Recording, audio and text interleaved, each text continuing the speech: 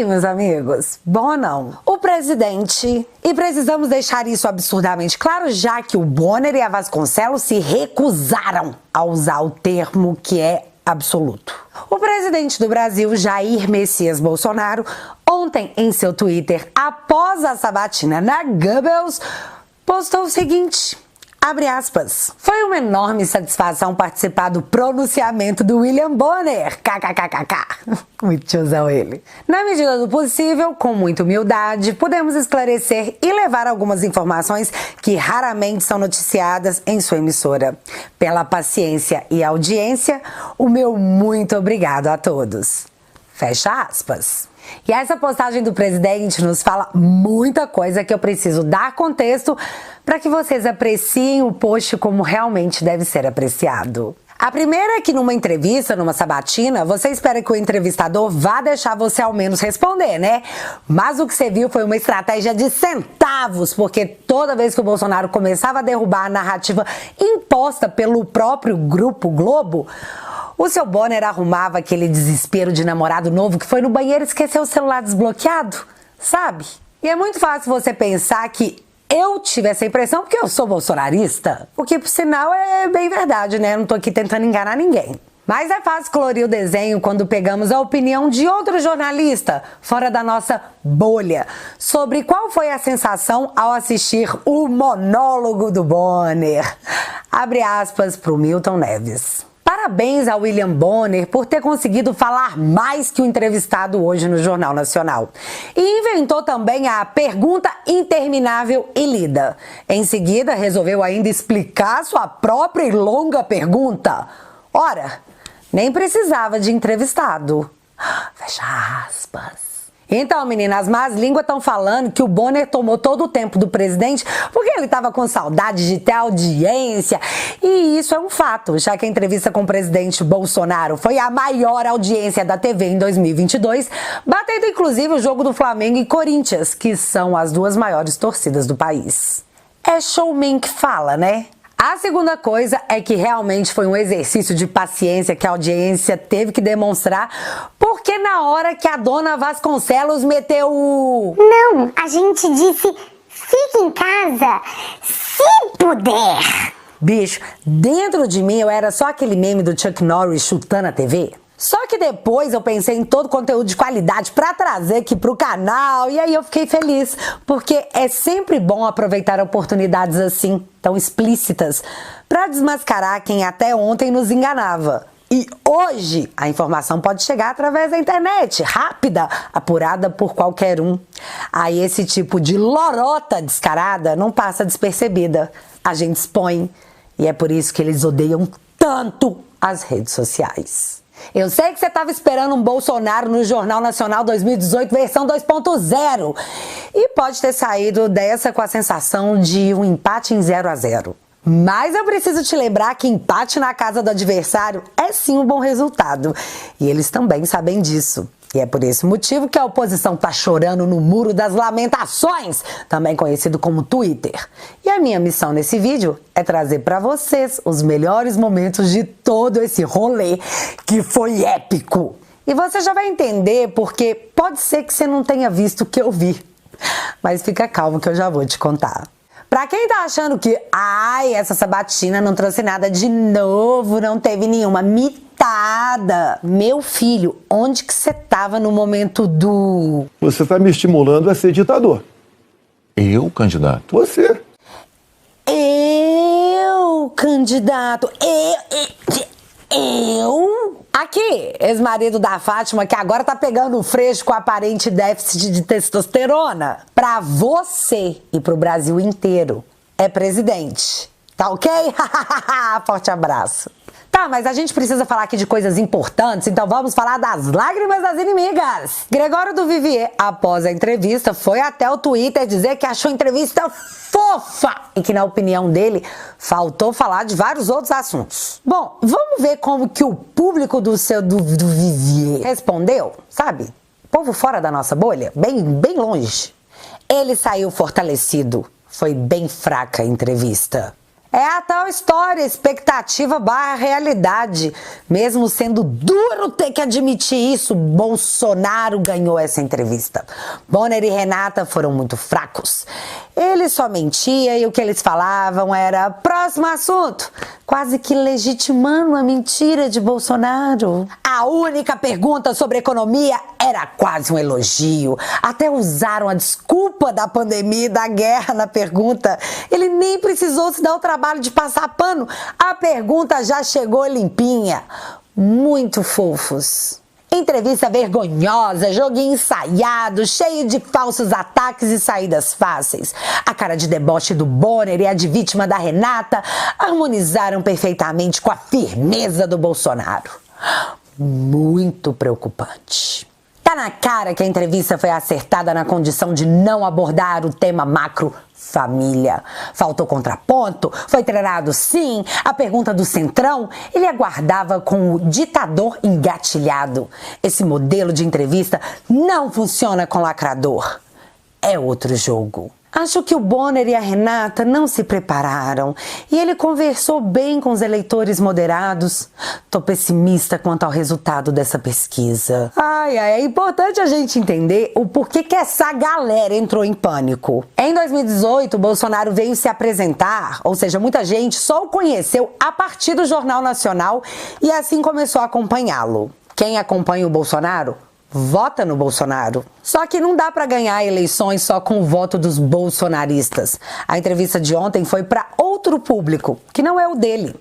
Ontem ele falou com a galera moderada que tem nojinho de palavrão. Essa galera que foi intoxicada pela mídia com 24 horas por dia de matérias dizendo que Bolsonaro ia dar um golpe, que ele era antidemocrático, que ele ia passar pasta de dente na cara dos ministros enquanto eles estavam dormindo. Cara muito malvado. E você sabe quem tava torcendo o dedinho pra que o presidente desse uma estourada? A mídia, que tá de barriguinha vazia, batendo panela pedindo a volta dos anúncios estatais. Os jornalistas já tava tudo babando em cima dos bloquinhos de papel, esperando aquela declaração bombástica do presidente pra soltarem matérias tipo: entrevista Bolsonaro ataca a democracia. Só que em contrapartida eles receberam um... Quem? O que você tá falando? Xande? Ih, meu filho, tamo de boas. Eu acho que ele até vai na próxima motociata. Dia desses ele vai. Os caras murcharam igual a cara da Miriam Leitão. Não tem matéria bombástica, não teve fala antidemocrática. Aí os moderados olharam e pensaram: uai... Antes da entrevista, a canhotada estava empolvorosa, puxada pelo Danones, dizendo que faria um panelaço gigante, absurdo, que até o Macron, presidente da Argentina, ia escutar. Aí a gente vai lá ver os vídeos dos panelaços.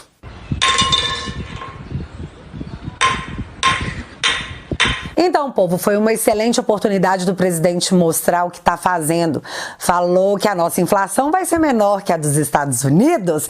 E o mais legal disso é que as agências do Ministério da Verdade vão se coçar inteiro para lá bater o carimbo de fake news, mas não vai dar, porque é verdade. Falou da Amazônia, falou do absurdo que foi tirar a autoridade médica numa pandemia e deixou claro que essa aberração é culpa da mídia. Menino, nessa hora, o Bonner tava a cara daqueles cachorro com raiva, só que ele se conteve, mandou risinhos de deboche, porque, sei lá, foi o melhor que ele conseguiu pensar na hora.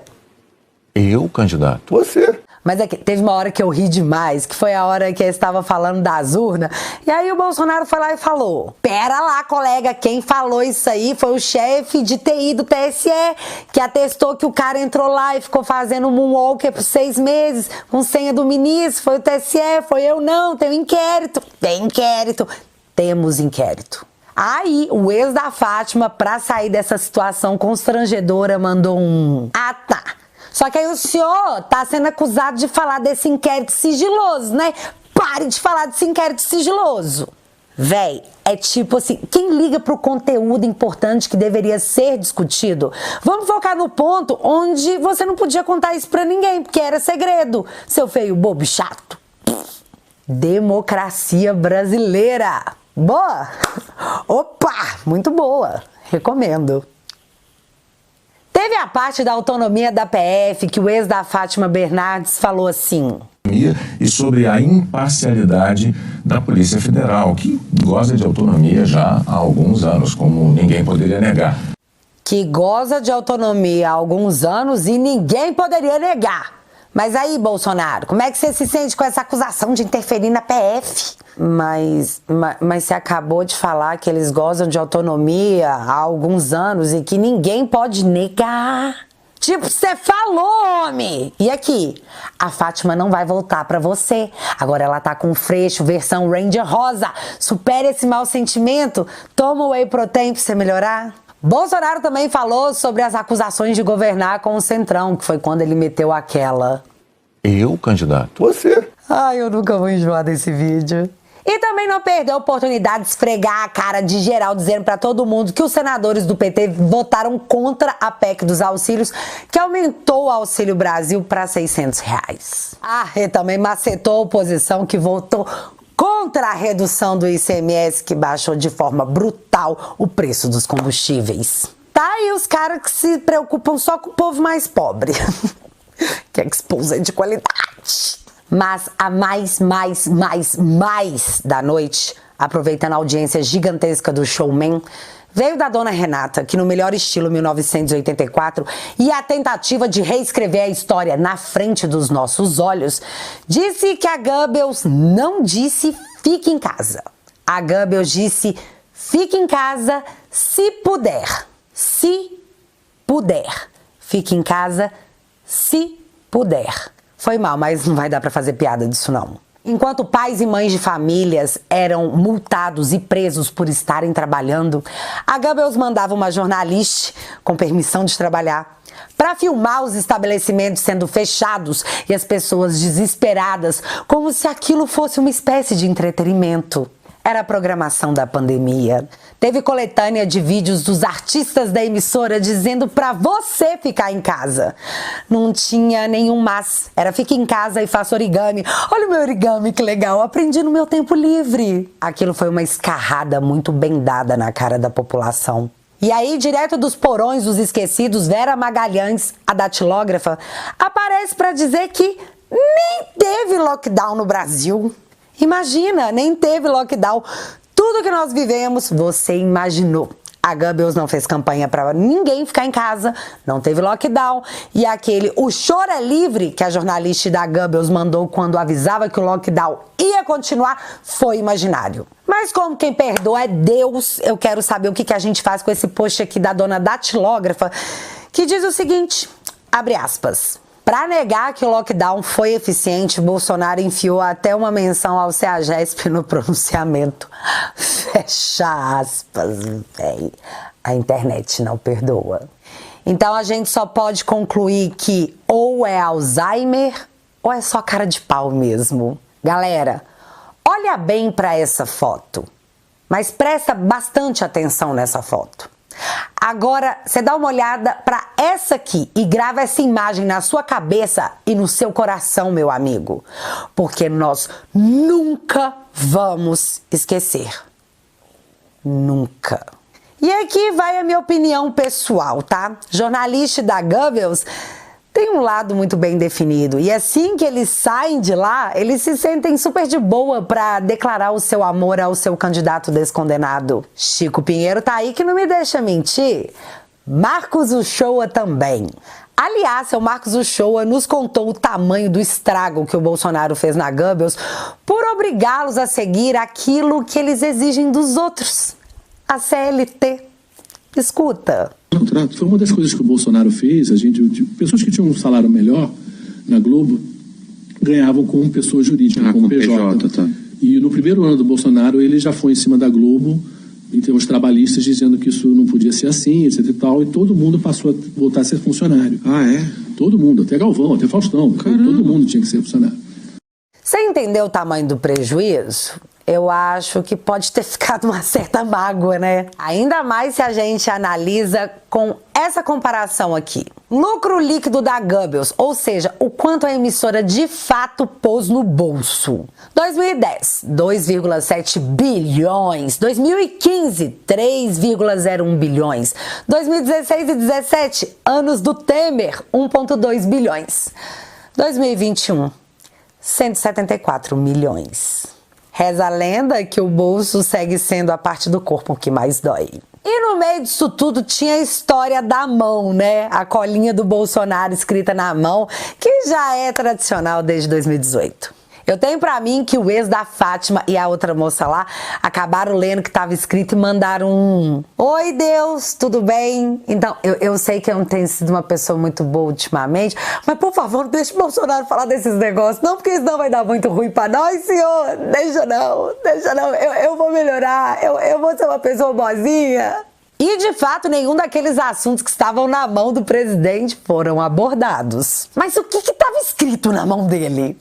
Nicarágua, Argentina, Colômbia e Dário Messer. Pra quem não entendeu, eu vou dar uma resumida bem rapidinho. Nicarágua tem um ditador amigo do Nine que tá perseguindo católicos, fechando rádios e prendendo bispos. Enfim, até o Papa se pronunciou. Já a Argentina, bem, tá quebrando com a inflação maior que a da Venezuela.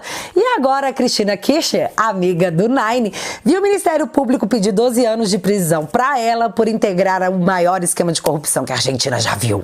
Na Colômbia, o seu Petro, que foi apoiado pelo Nine, acabou de anunciar um ex-guerrilheiro pra inteligência do governo. Já Dário Messer, Dário Messer diz que repassava milhares de dólares aos Marinho, irmãos Marinho, donos da Goebbels. Galera, e só um adendo aqui. Quem quiser saber mais sobre esses temas da mão do Bolsonaro, eu recomendo esse livro aqui do professor Olavo, O Foro de São Paulo, que eu até pedi pro pessoal da livraria colocar em promoção, porque isso aqui é mais do que utilidade, é manual de sobrevivência. E eu vou deixar o link fixado aqui no comentário, tá? Continuando sobre a mão do Bolsonaro, a gênia da comunicação, a Anira, resolveu postar a foto da mão do Bolsonaro. E eu juro que eu acredito que ela não fazia a menor ideia do que estava rolando nesses países. Muito menos quem seria o Dário Messer. Aí eu acho que alguém deu toque na moça, que correu para pagar, porém, o marketing já estava feito. Os termos Nicarágua, Argentina, Colômbia e Dário Messer explodiram nas pesquisas do Google. Boa noite, Anira. Vi que apagou o último post. Tá tudo bem? E se você ainda tem dúvida se a participação do Biruliro na Goebbels foi boa, eu deixo com vocês essas matérias aqui do UOL. Talvez o mais militante dos folhetins. Na minha opinião, é claro. Bonner e Renata ficaram com imagem agressiva em entrevistas. O choro é livre. Bolsonaro não foi mal na entrevista. E é assim que eu vejo a Goebbels elegendo Bolsonaro de novo? Olha só. E aos que se sentiram magoados, com seus corações cheios de buraquinhos, segura o choro, porque ele tem que durar até 2026. Galera, quarta-feira tem motociata do homem em Belo Horizonte, às 4 horas da tarde, lá na Pampulha. Então, minerada, bora dar um show.